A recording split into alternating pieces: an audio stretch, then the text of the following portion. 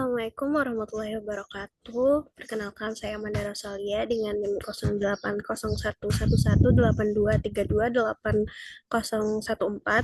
Di sini saya akan mereview jurnal yang berjudul Conceptual and Methodological Advances in Habitat Selection Modeling. Oke, eh, pertama saya akan menjelaskan tentang identitas jurnal. Judulnya itu yang sudah saya sebutkan di awal, lalu penulisnya itu ada Joseph M. Northrop, lalu ada Eric van der Wal, lalu ada John Freeberg, ada Michael P. Lovert, Martin Lesarch, Christian M. Prokopenko, dan Brian D. Gerber. Nah, tahun terbitnya itu di tahun 2022. Pengetahuan.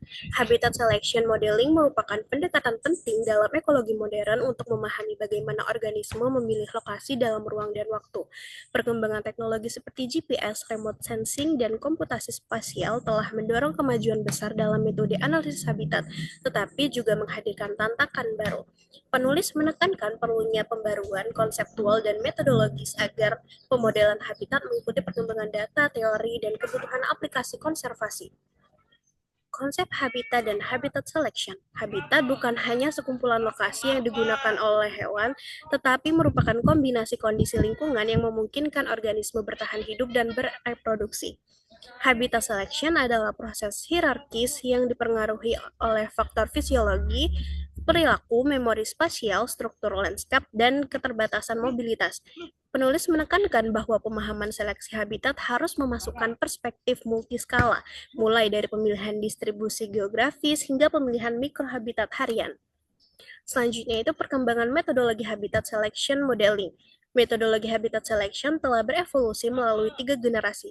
Generasi pertama itu ada resource selection function atau RSF yang membandingkan lokasi yang digunakan dan lokasi yang tersedia. RSF relatif mudah diterapkan tetapi memiliki keterbatasan, terutama terkait asumsi bahwa hewan dapat mengakses setiap lokasi secara bebas. Yang kedua ada step selection function atau SSF yang memperkenalkan pergerakan hewan sebagai komponen penting sehingga ketersediaan habitat dihitung berdasarkan langkah realistis yang dapat ditempuh hewan. Ketiga, ada Integrated Step Selection Analysis atau ISSA yang menggabungkan model seleksi habitat dan model gerakan dalam satu kerangka unified, menghasilkan pendekatan yang lebih realistis secara biologis. Selanjutnya ada skala dalam habitat selection.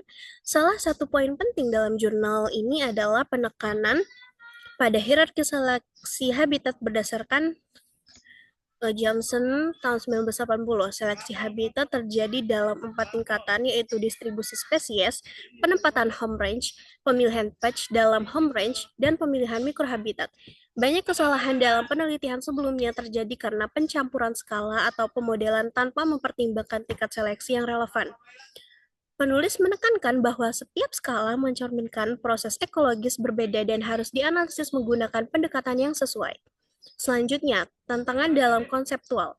Penulis mengidentifikasi beberapa kesalahan umum dalam habitat selection. Salah satu yang paling krusial adalah misinterpretasi RSF sebagai probabilitas absolut. Dalam kenyataannya, RSF hanya memberikan preferensi relatif. Selain itu, kesalahan dalam mendefinisikan available habitat dapat menghasilkan bias interpretasi. Autokorelasi temporal pada data GPS juga dapat menyebabkan kesalahan inferensi jika tidak dimodelkan dengan benar. Penulis mendorong penggunaan pendekatan yang memperhitungkan struktur pergerakan seperti SSF atau ISSA. Selanjutnya adalah tantangan metodologis. Analisis habitat selection sangat bergantung pada kualitas data lingkungan. Kesalahan klasifikasi habitat dalam peta land cover dapat menyebabkan interpretasi yang keliru. Selain itu, korelasi antar variabel menjadi masalah umum yang dapat mengganggu estimasi parameter. Oleh karena itu, penulis merekomendasikan penggunaan teknik seperti penalized regression atau hierarchical modeling. Variabilitas antar individu juga harus diperhatikan dengan menggunakan random effect atau pendekatan multi-level. Selanjutnya, arah perkembangan baru. Perkembangan teknologi memberi peluang besar terhadap beri pulang besar, yaitu untuk mengembangkan metode habitat selection, menggabungkan data berakurasi tinggi, accelerometer, kamera traps, drone, dan LiDAR, memungkinkan analisis pada resolusi sangat tinggi. Selain itu, model perilaku behavioral state models dapat mengungkapkan hubungan antar perilaku dan pemilihan habitat. ISSA juga sangat cocok untuk memprediksi respon hewan terhadap perubahan lingkungan, sehingga berguna dalam manajemen konservasi. Integrasi machine learning dianggap menjanjikan, tetapi harus tetap didasarkan pada teori ekologis agar interpretasi biologis tetap terjaga. Di sini ada rekomendasi penulis.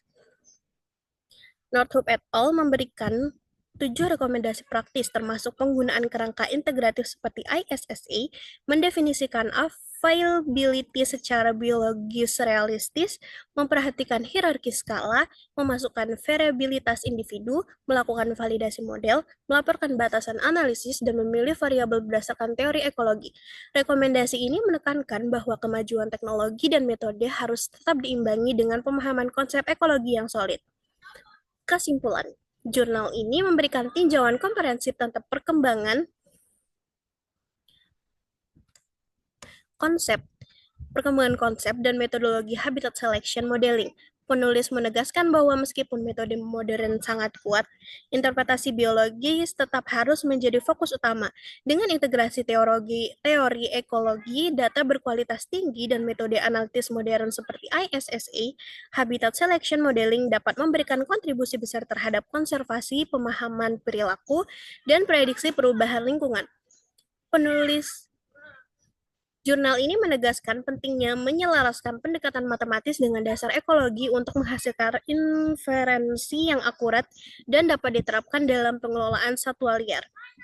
Mungkin hanya itu saja yang dapat saya jelaskan pada review jurnal kali ini. Saya ucapkan terima kasih dan selamat. Saya ucapkan terima kasih karena telah mendengarkan. Wassalamualaikum warahmatullahi wabarakatuh.